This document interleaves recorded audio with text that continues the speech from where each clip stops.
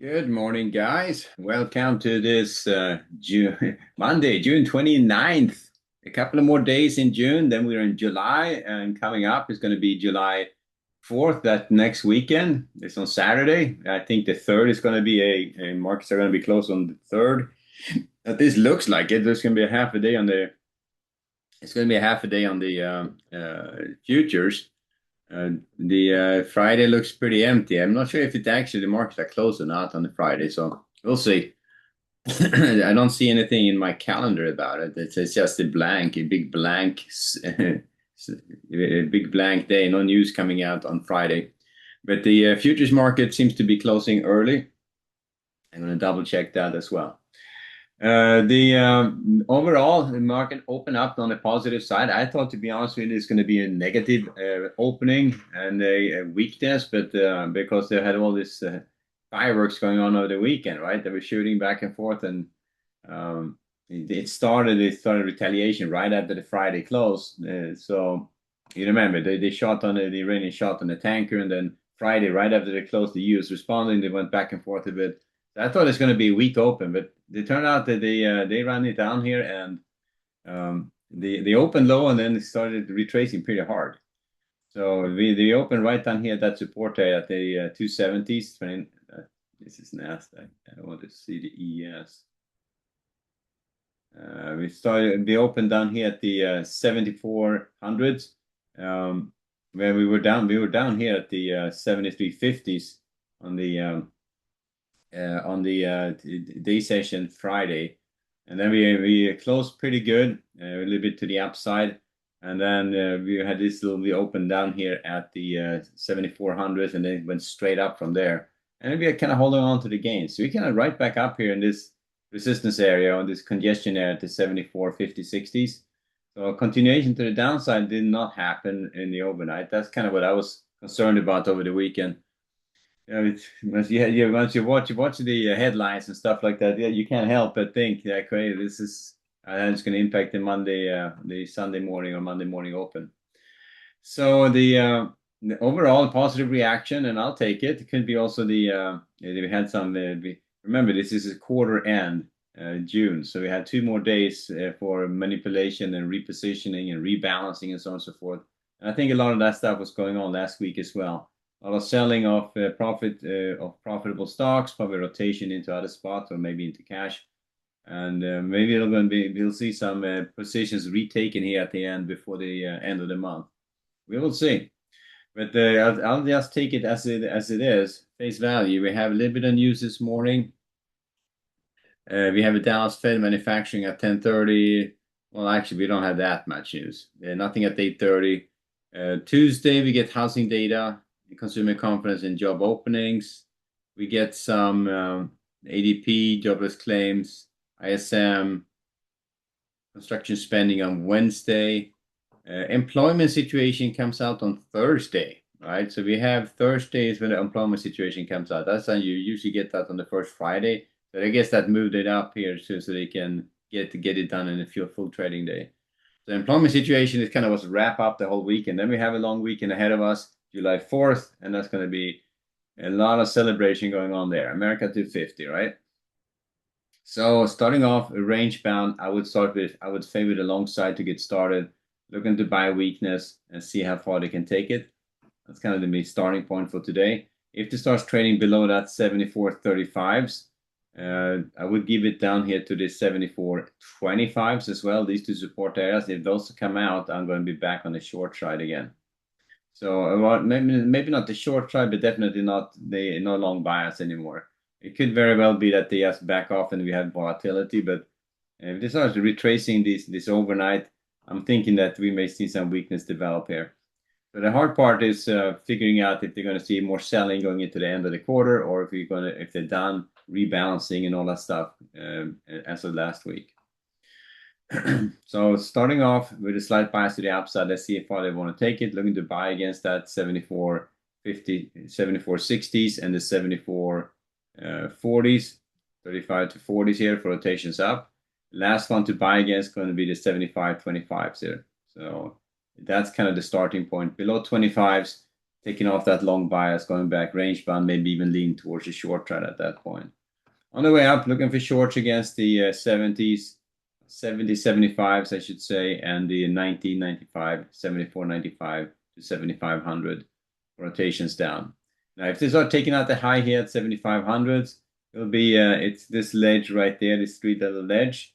We may be running into a little bit of a chunk of resistance here at the 75, 10 to 15, so we may have a little bit of hard time getting through that, but I would start thinking long side of the market above that 74.95 to 7,500s and see how far they want to take it. It could be just that they run it up here to the next level up and then they fell. It's hard to say, but if they can get up above this area, the 75.15s, we may be right back up in this upper range, have a little bit of shot at maybe getting right back into the new highs again. So we're getting these rotations down. They take it higher for a bit, then we get a knockdown. But these knockdowns they feel pretty violent because the range is getting bigger and bigger, right? So 75.50 down to the 74 or 73.50 is like 200 points down on the ES. That's you can feel that's for sure. So that's how we get started. Looking at buying weakness on the ES just to get started, and then let's see how it develops. As I said, not really a ton of news going into today's trading. Tomorrow we get more at 9 and 10.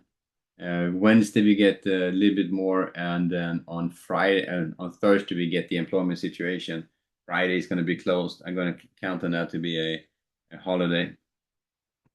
So that's the ES to get started. Looking at the NASDAQ.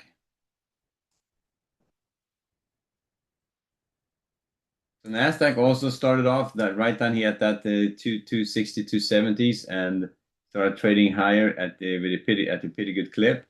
And you can see they really retraced this hard. Then back up to the high of yesterday's or Friday's day session, and really taking that out as well. Now, if they can get up past this 750 level, we may have a shot at getting into this upper area and really getting some traction to the upside. But right now, as I say, overnights are overnights, and it could easily get reversed as the day session kicks in.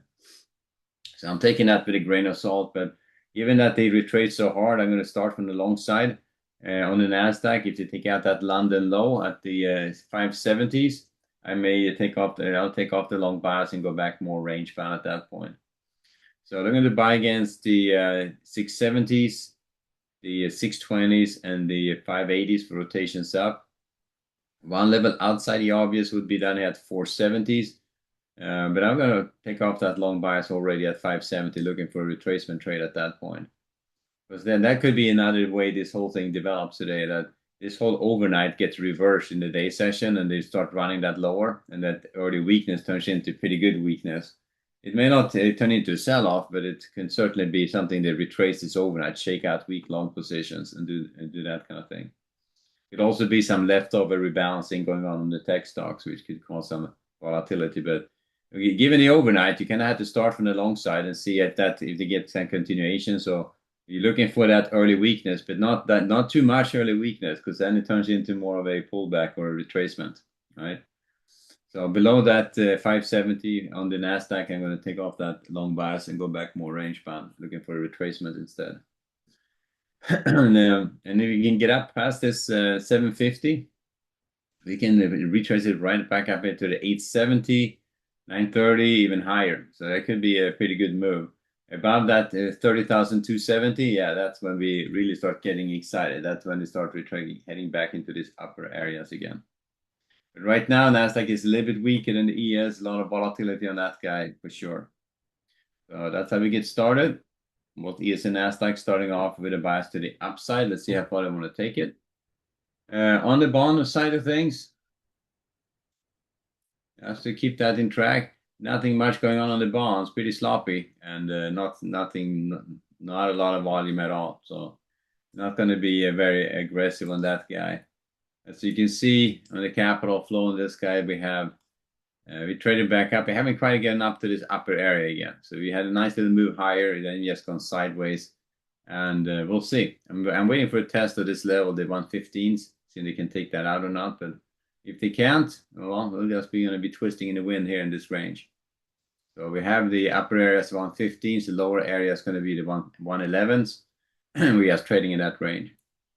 So not much to say about that guy. I'm not going to spend too much time on the bonds unless it starts moving and showing a little bit of life. Right now, it looks pretty dead.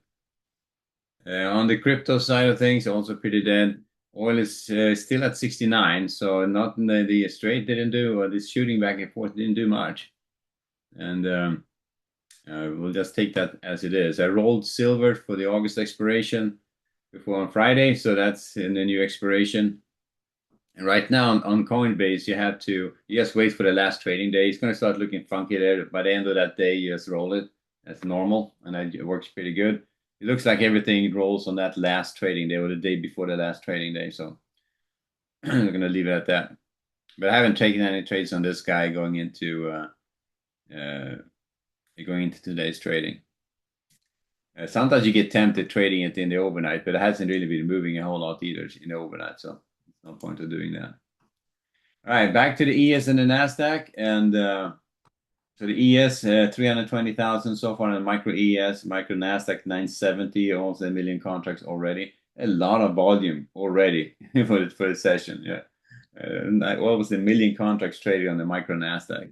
A crazy market, I'll tell you that. And so he has a point of order there. If you have to restart your platform and you have a bunch of micro Nasdaq charts, don't restart it late in the day. don't do that. It's going to sit there and download data and take a while to load up. So I usually start my stuff the night before and let it run.